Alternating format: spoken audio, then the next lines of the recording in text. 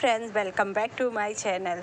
जय सीता राम। रामायण कथा के उत्तरकांड में अयोध्या में सीता द्वारा दो पुत्रों के जन्म की कहानी बताई गई है। कई लोग उत्तरकांड को उत्तर रामायण के नाम से भी जानते हैं। उत्तरकांड अयोध्या के अनुसार जब सीता राम और लक्ष्मण के साथ अयोध्या वापस लौट आते हैं तो कुछ समय बाद अयोध्यावासी माता सीता के चरित्र पर बातें करते हैं।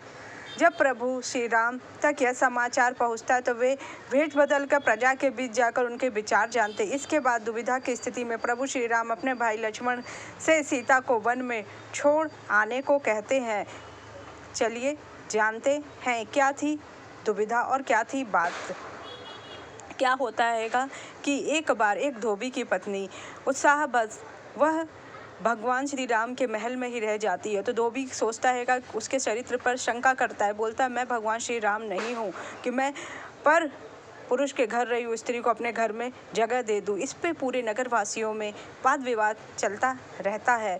अब श्री राम अपने भाई लक्ष्मण से सीता को वन में छोड़ आने को कहते। इस दौरान सीता जी गर्भवती होती हैं। महर्षि वाल्मीकि के आश्रम में जाकर माता सीता लौ और कुश नाम के दो बालकों को जन्म देती। इसके बाद घटनाक्रम के बाद लौ और कुश अयोध्या में अब जाकर अपने पिता श्री राम से मिलते हैं। तो चलिए जानते हैं क्या। लौ कुश एक पराक्रमी योद्धा थे, साथ ही उन्हें कला और संगीत का ज्ञान भी था। एक दिन लौ कुश गायन के लिए अयोध्या के महल में आए। यहाँ आकर उन्होंने अपना परिचय दिया, वे लौ कुश हैं और उनकी माता का नाम वन देवी है। इसके बाद महर्षि वाल्मीकि ने आकर प्रभु श्री राम को बताया कि लौ कुश उनके और देवी सीता के पुत्र हैं।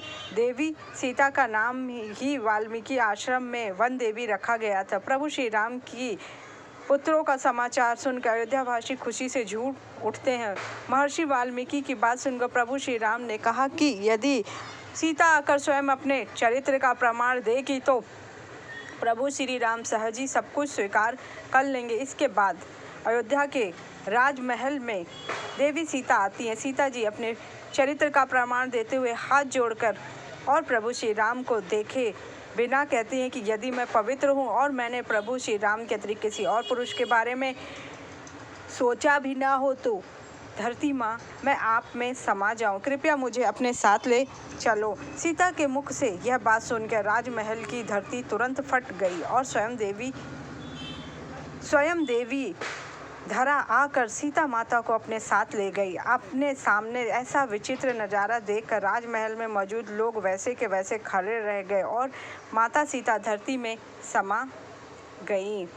सीता जी धरती में समाने के बाद प्रभु श्री राम भी इस संसार को छोड़कर चले जाना चाहते थे, लेकिन महर्षि वाल्मीकि माता कौशल्या सहित अन्य वरिष्ठ जनों के समझाने पर श्री राम ने अयोध्या पर शासन करते हुए अपने पुत्रों लौ और कुश का पालन पोषण किया। श्री राम ने पिता होने का कर्तव्य निभाते हुए लौ कुश का पूरा ख्याल रखा। रामायण कथा के अनुसार श्री राम ने 30 साल और 6 महीने तक अयोध्या में शासन किया और जब राम की आयु 70 साल थी तो उन्होंने अयोध्या राज्य को छोड़कर जल समाधि ले ली। इसके पीछे भी एक घटना क्रम अयोध्या में शासन व्यवस्था सुचारू रूप से चल रही थी। एक दिन स्वयं काल यमराज एक ऋषि का रूप लेकर भगवान श्री राम से मिलने आए। इस दौरान ऋषि ने श्री राम से वचन लिया कि उनकी गोपनीय बातों के दौरान कोई भी भगवान के अंदर नहीं आना चाहिए। अगर ऐसा होता है तो इस बीच में आने वाले व्यक्ति को इस भूमि को छोड़ना होगा। श्री राम ने ऋषि की बात मान ली और फिर उन्होंने लक्ष्मण को दरवाजे पर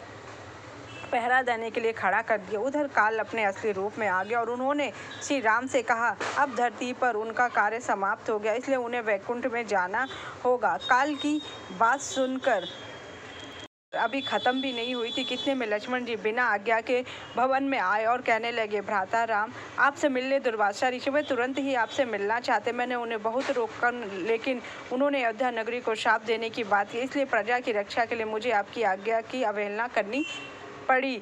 लक्ष्मण जानते थे कि अब उन्हें वचन के अनुसार भूमि छोड़कर ना होगा। लक्ष्मण शेषनाग का रूप लेते हैं, इसलिए उन्हें विष्णु के अवतार श्री राम के जाने से पहले जाना ही था। इसलिए लक्ष्मण जी ने जल समाधि लेकर अपने मनुष्य शरीर को त्याग कर शेषनाग का रूप ले लिया। वहीं प्रभु श्री राम ने अपने सभी भाइयों में राज्य बांटा। लव और कुश लवपुरी का राजा बनाया और कुश को अयोध्या नगरी का राज सिंहासन दिया। इसके बाद प्रभु श्री राम सब कुछ त्याग कर समुद्र की तरफ चल पड़े। प्रभु श्री राम ने जल समाधि लेकर मनुष्य शरीर त्याग दिया और विष्णु रूप लेकर वैकुंठ धाम को चले गए। इस तरह अयोध्या वासियों के सामने माता सीता का यही अंतिम संवाद होता है, क्योंकि अयोध्या वासियों ने माता सीता के साथ बहुत गलत किया। वह आदि शक्ति जगदम्बा थी, उनके साथ ऐसा नहीं करना चाहिए। अगर आपको मेरी जानकारी अच्छी लगी हो, जय सीता राम।